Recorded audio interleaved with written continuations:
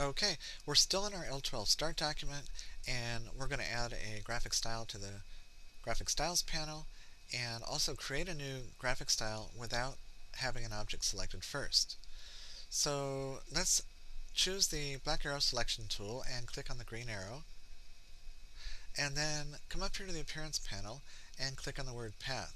Now the object selected is called a path, and we have applied a bunch of different attributes to that path, and all the attributes together are called a graphic style.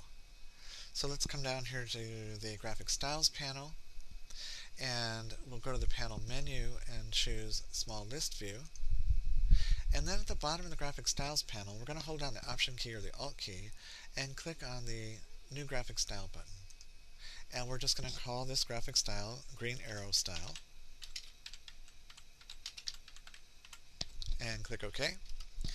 And now over here in the Graphic Styles panel, we see that the Green Arrow Style has been added to the Graphic Styles panel. And if we look back at the Appearance panel, we see the word Path has changed, and it now says the name of the graphic style. So we're going to create a brand new style, but first deselect the art that is selected. So I'll just come over here by the green arrow and click away to deselect. Now we have no selection. And let's go back to the Appearance panel, and we're going to clear the appearance by first clicking on the No Selection layer up here at the top, and then clicking on the Clear Appearance button down at the bottom of the Appearance panel. It's just to the right of the effects. Clear Appearance. Okay.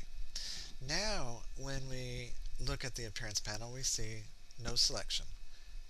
So with the No Selection layer chosen in the Appearance panel, let's go down here to the Effects menu, drop-down menu at the bottom of the Appearance panel, and let's go to Stylize and choose Drop Shadow.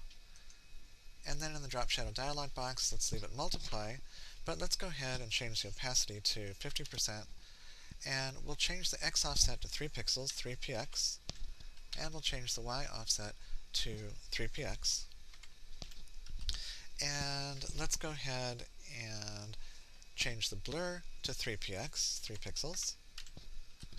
And then we're going to click on the color icon here, go to the color picker, and let's choose a new color. Let's choose 50% cyan, and then we'll choose 3% magenta, 3% yellow, and 3% black. And then go ahead and click OK. So now we have a drop shadow with a dark green color, and let's click OK on that. And come back up here to the Appearance panel. And we see that that drop shadow effect has been added. And now we can save that to the Graphic Styles panel.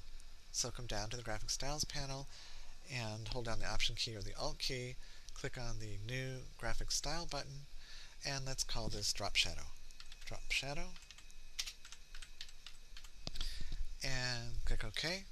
And now we see that's been added to the Graphic Styles panel. And we're going to select the Blogs icon by using the Layers panel. So we'll come back up here to Layers, and we're going to look for the Blogs layer, the blog button, there it is right there, and we're going to click on the target on the far right side there of the blog button layer. We'll click on that target, that little circle, and when we do, the circle turns into 2 concentric circles, and we get that little selected item or selected items icon. And if we come back over here to the artboard, we see that both those objects, or all those objects, are selected, and now we can easily apply a graphic style to all those selected objects. We'll just go over here to the Graphic Styles panel and click on Drop Shadow. And then come back over and click away to deselect, and there we go.